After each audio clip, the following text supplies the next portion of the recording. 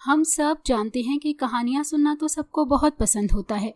अगर आपको भी हमारी कहानियाँ पसंद हैं तो हमारे चैनल को लाइक करें और सब्सक्राइब कर दें। बेल नोटिफिकेशन को भी ऑन कर दें ताकि हमारी मज़ेदार कहानियाँ आपको बर वक्त मिलती रहें। तो चलिए शुरू करते हैं आज की कहानी।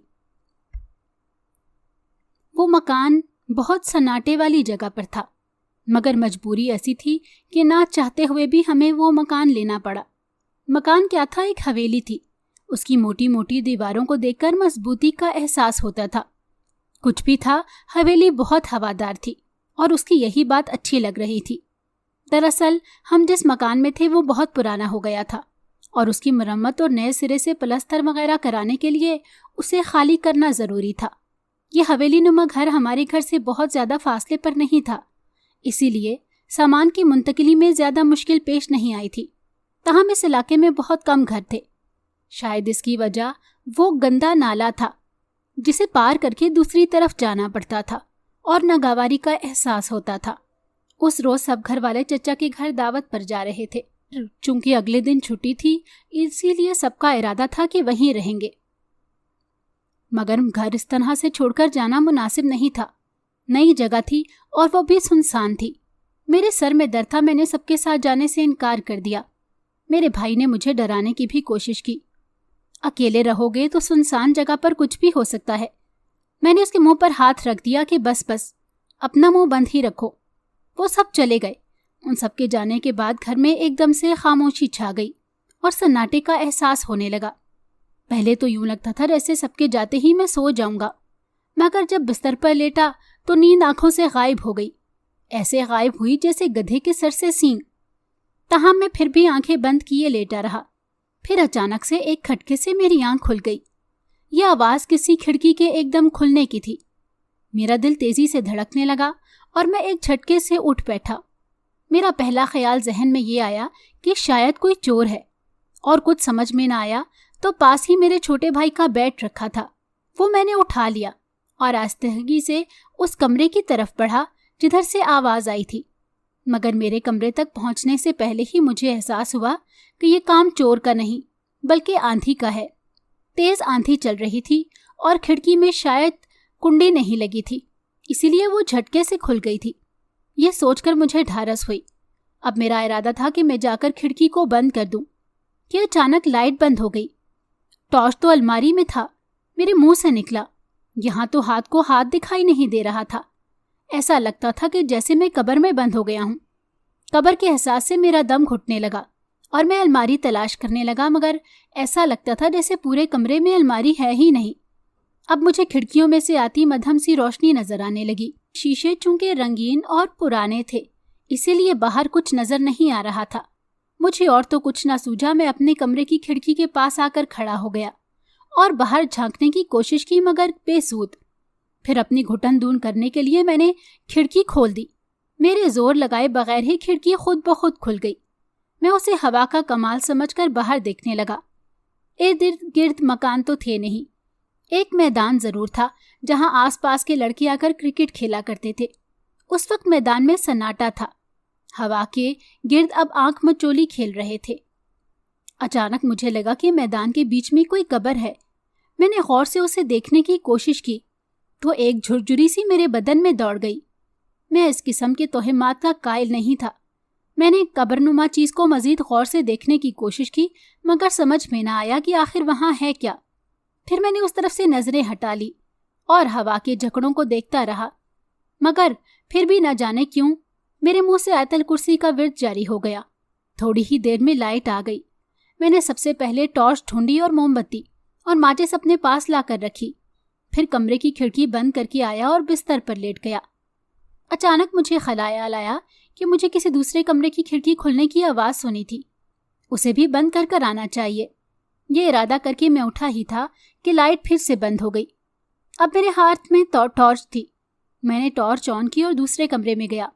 मैं चाहता था कि खिड़की बंद कर दूं कि कोई नादीदा हस्ती मुझे दरवाजे की सिमत घसीटने लगी। ना चाहते हुए भी मेरे कदम दरवाजे की जानिब बढ़ने लगे और फिर दरवाज़ा खुद ब खुद खुल गया और मैं बाहर आ गया। अब मैं मैदान की तरफ बढ़ रहा था। हवा के झक्कड़ अब भी जारी थे। دور تک کوئی انسان یا جانور دکھائی نہیں دے رہا تھا۔ میں اکیلا ہی میدان کی طرف بڑھ رہا تھا یا بڑھایا جا رہا تھا۔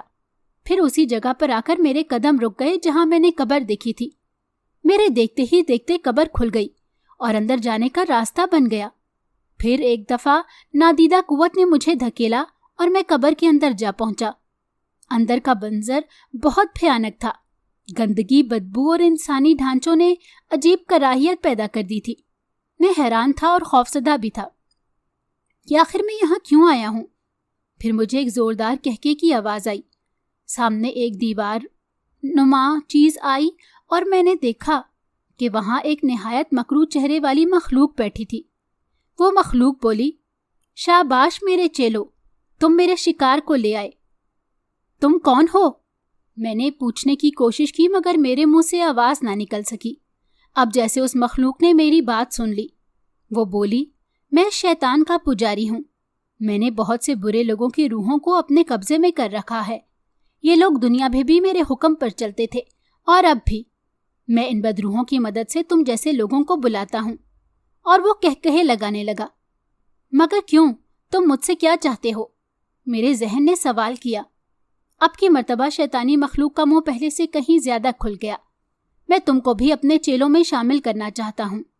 تم میرے حکم سے دنیا میں برائی پھیلاؤ گے اور اپنے ساتھ دوسروں کو بھی شامل کرو گے۔ مگر میں یہ سب کیوں کروں گا؟ میرے ذہن نے پوچھا۔ تم کرو گے کیونکہ میں تمہیں بہت سی دنیاوی آسائشیں دوں گا۔ تم ساری زندگی مزے سے رہو گے۔ گناہوں کی لذت میں تم سب بھول جاؤ گے۔ تمہیں یہ بھی یاد نہ رہے گا کہ میں نے تم کو اپنے قبضے میں کر رکھا ہے، مگر تم میرے حکم پر ہی چلو گے۔ شیطانی مخلوق کے ارادے کو جان کر مجھے جھرجھری آ گئی۔ یہ دیکھو، شیطانی مخلوق نے مجھے ایک دیوار کی طرف متوجہ کیا جہاں دنیا کا حسن عیش و آرام نظر آ رہا تھا۔ میرا ایمان مضبوط تھا۔ میں نے فوراً آنکھیں بند کر لیں اور اپنی نظروں کے سامنے اللہ کے نام کو مرکز بنا لیا۔ بے شک میری آنکھیں بند تھیں مگر میں اپنے تصور سے اللہ کو دیکھ رہا تھا اور دل ہی دل میں لا حول ولا پڑھ رہا تھا۔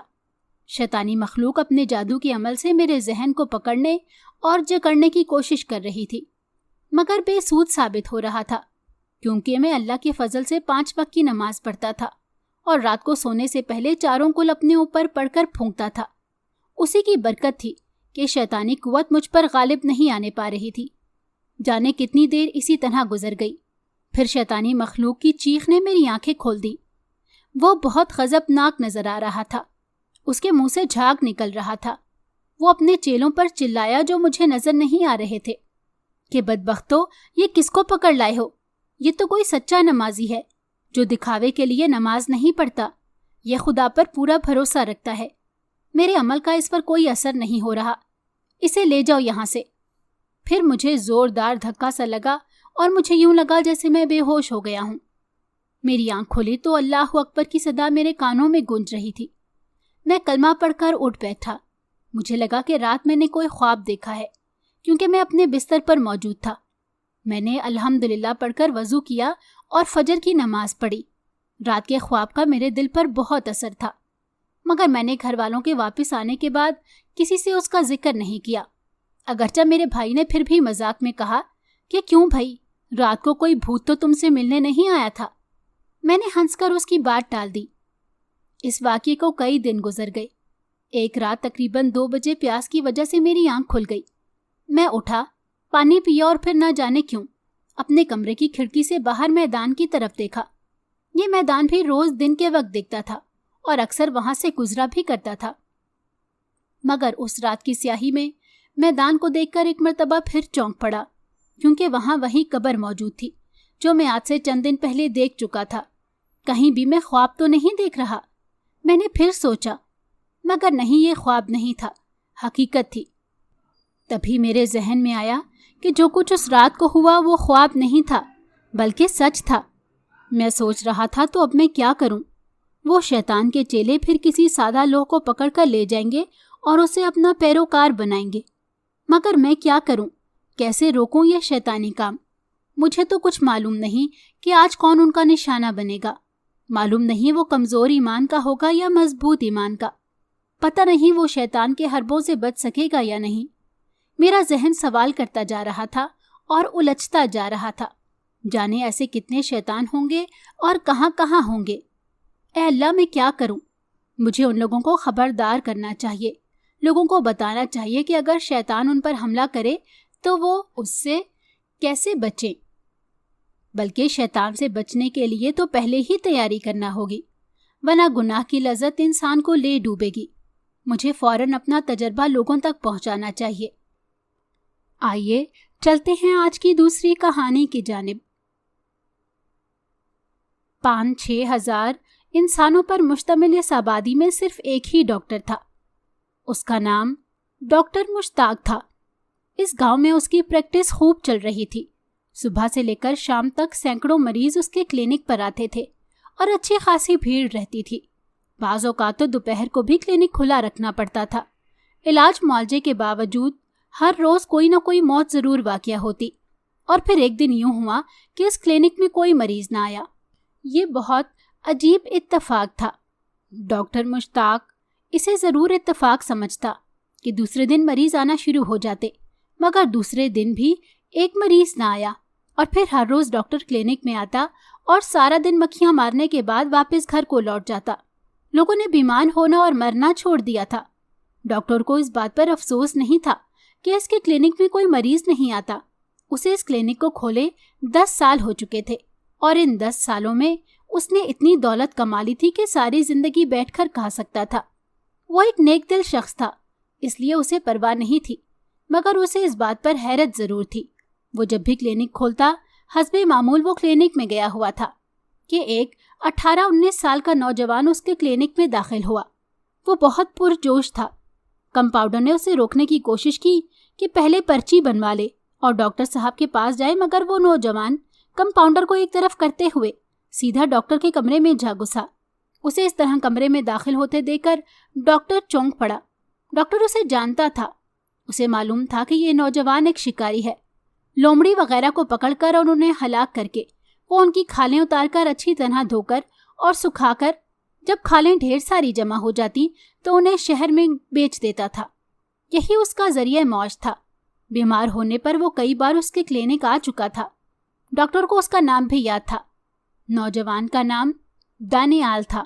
لڑکے نے جوشیلے انداز میں ڈاکٹر کی میز پر زور سے مکہ مارتے ہوئے کہا کہ ڈاکٹر، آپ حیران ہوں گے کہ آپ کے کلینک میں مریض کیوں نہیں آتے۔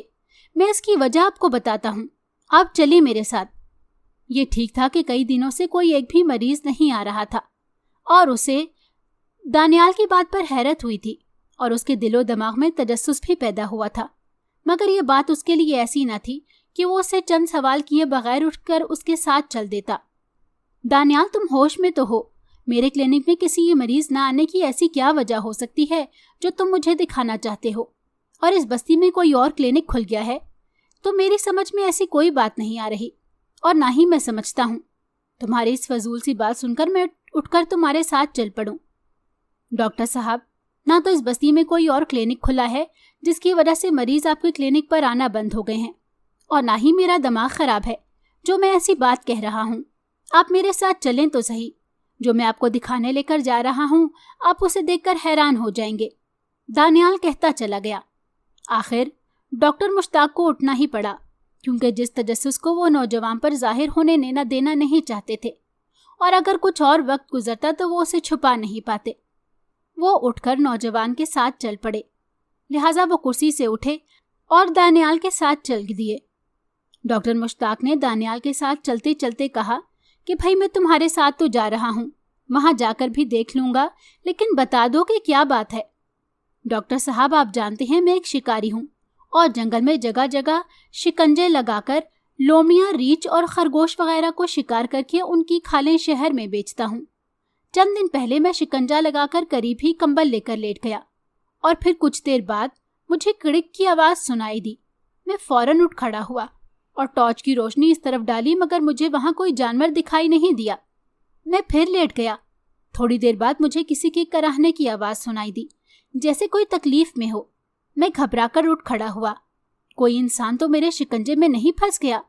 میں نے پھر روشنی اس طرف ڈالی۔ اب مجھے اس شکنجے میں کوئی عکس دکھائی دیا۔ شکنجا ابھی پوری طرح بند نہیں ہوا تھا۔ اس کا مطلب تھا کہ شکنجے میں کوئی آیا ضرور ہے۔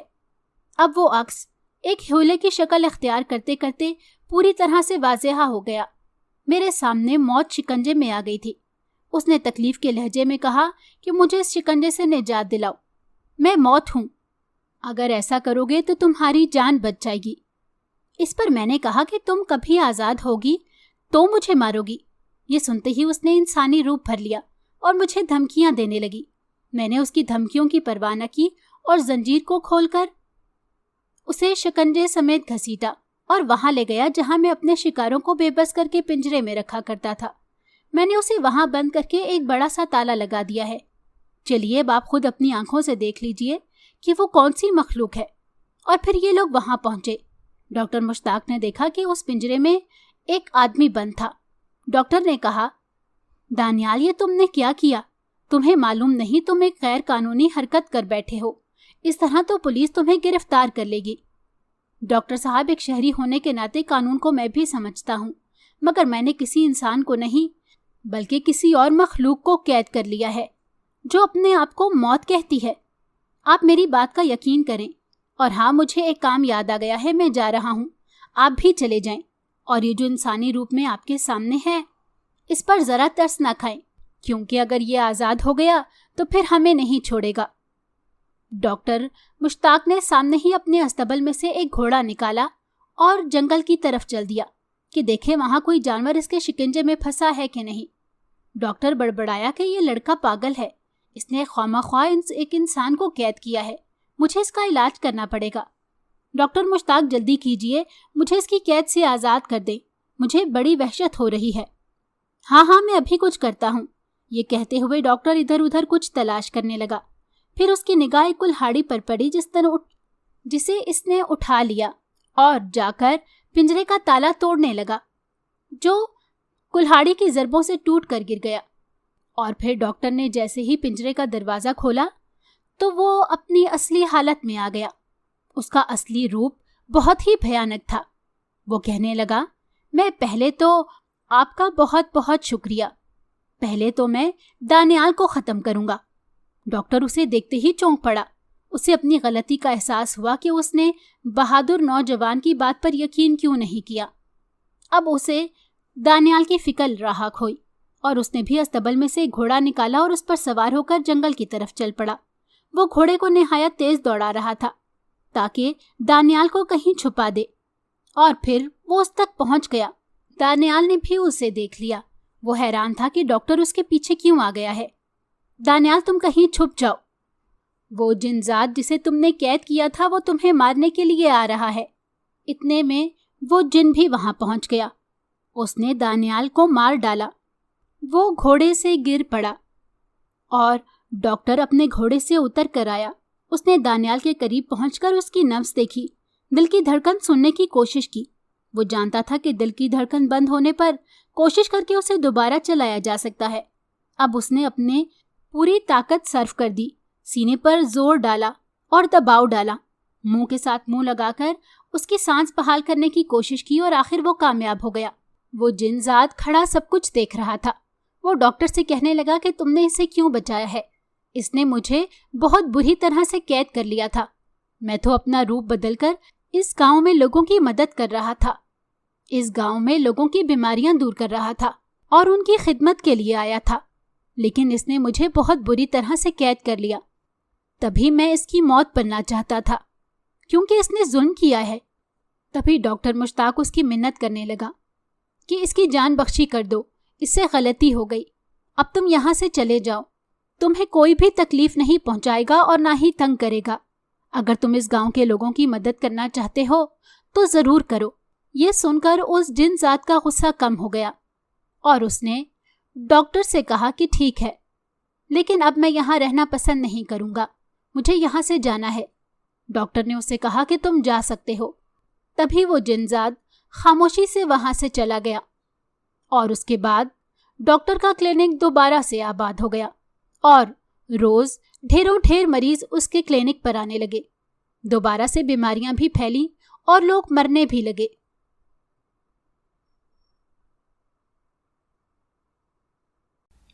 اگر آپ کو ہماری کہانی اچھی لگی ہے تو ہماری ویڈیو کو لائک کریں اور ہمارے چینل کو سبسکرائب کریں۔